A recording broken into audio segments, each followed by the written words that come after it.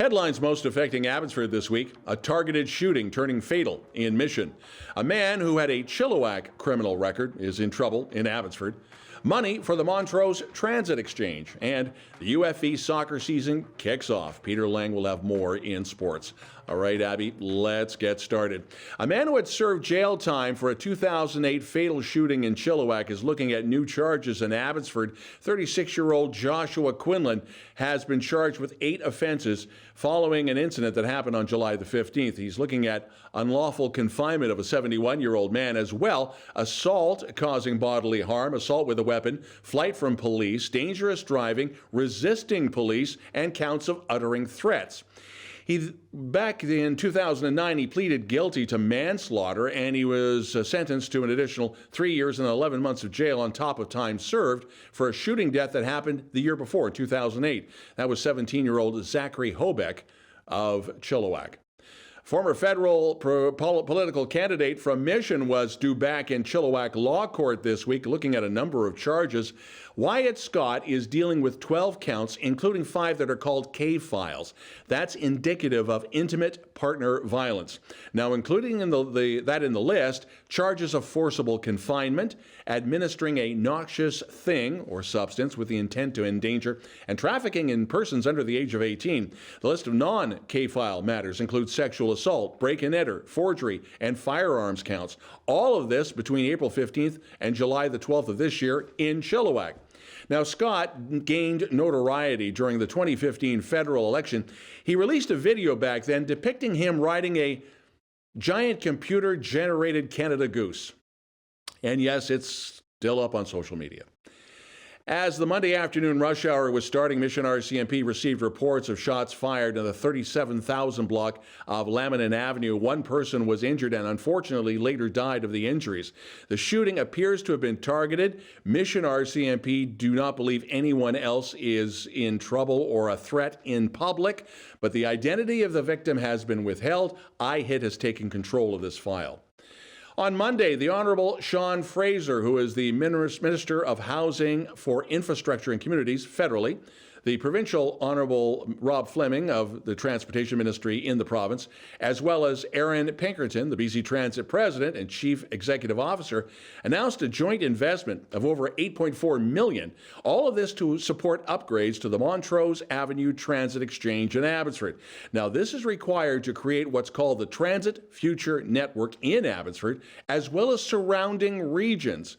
Now, furthermore, and once this is all completed, the Montrose Exchange will feature 10 bus bays, that can be expanded, by the way, transit shelters, new bike lockers, bike racks, cycling amenities, bus operator washroom facilities, that was a sticking point in the recent strike, and improvements to pedestrian and road infrastructure.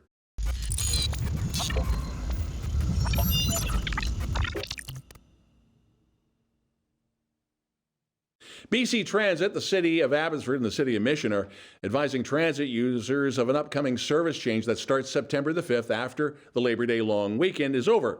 Route 5, which is Clearbrook-Borken via the hospital, which goes past Abbotsford Regional Hospital, will no longer extend to Montrose on the weekends. Passengers wishing to travel to Montrose from the Borken Exchange will have to use a number of routes around that as construction to the Montrose Exchange gets underway in earnest. Check with BC Transit for all the maps and the schedules.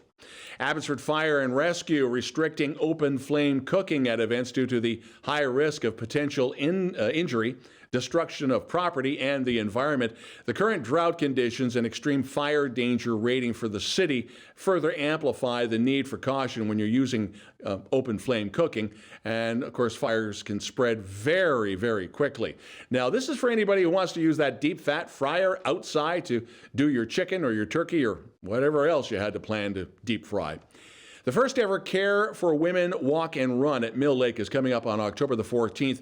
This is to raise critical funds to support moms in the Fraser Valley to receive postpartum care for free. Now, participation is easy. You simply register for the event, invite your family and friends to join you in helping more moms through your personal fundraising page. And the goal is to support 50 mothers in the Fraser Valley. This after seeing and we kid you not, 444% increase in the spring of 2023. They need funds to carry on significant work. Now they're hoping they can raise at least $15,000. Coming up, Peter Lang with sports, taking a look at UFE soccer and a ton of football.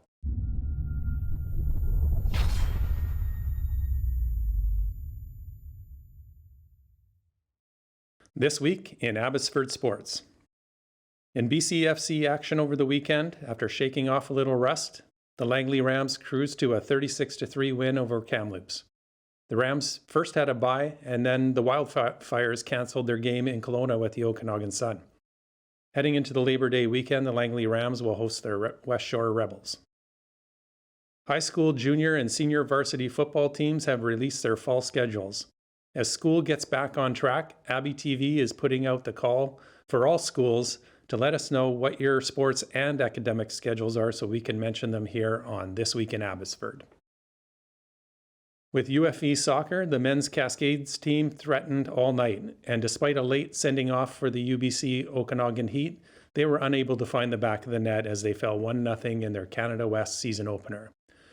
They have the Labor Day weekend bye.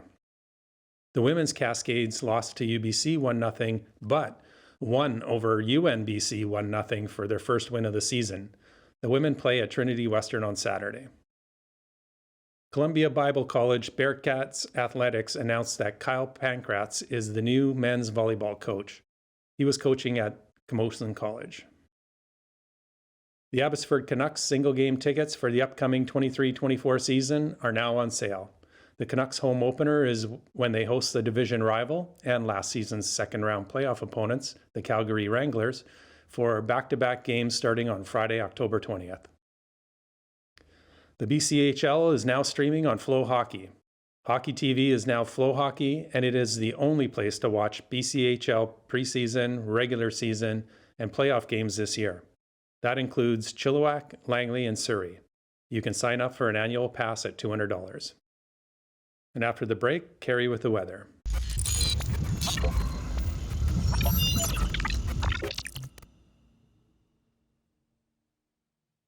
abbyTV weekend weather. So, Cari, is Labor Day going to be true to form for this long weekend and rain?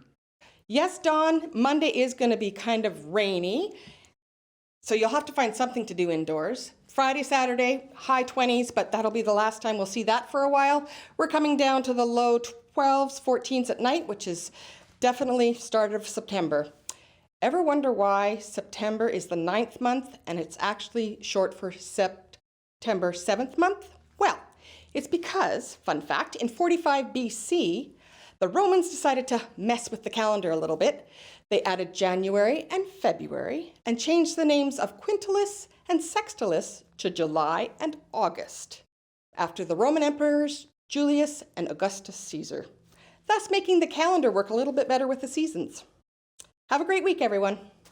Thanks, Cari, and thank you for watching. If you have a local story you'd like us to report on, send us a note, as well as your pictures and video, to news@chilltv.ca.